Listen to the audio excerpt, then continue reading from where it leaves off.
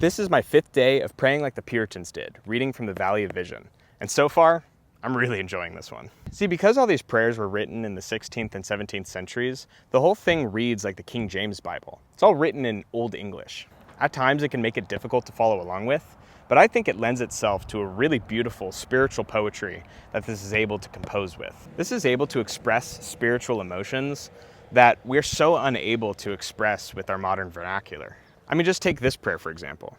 Thou hast made man for the glory of thyself, and when not an instrument of that glory, he is a thing of naught. No sin is greater than the sin of unbelief. For if union with Christ is the greatest good, unbelief is the greatest sin. I mean, come on.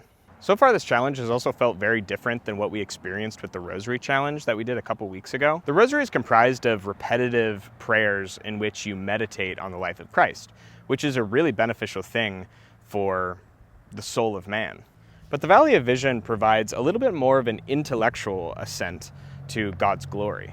It almost kind of reads like the Psalms do. I can kind of sit here and analyze what it's trying to say, analyze the emotions of the writer, and really feel what they're feeling. And that's really cool.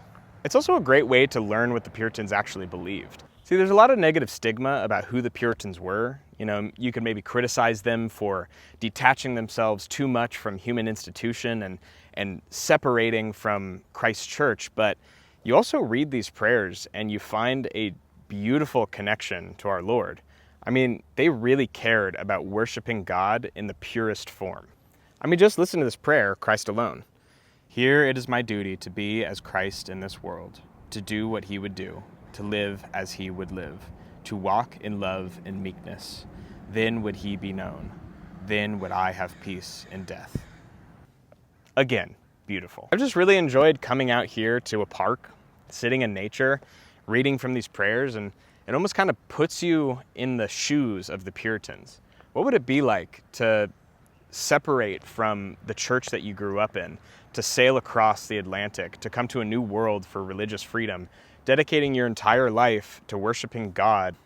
There's a lot of complexity there. There's a lot of criticisms that I may give to that group, that you might give to that group. But again, when you read these prayers and you really understand what they're trying to say, you can tell that these men had a deep connection with Jesus Christ.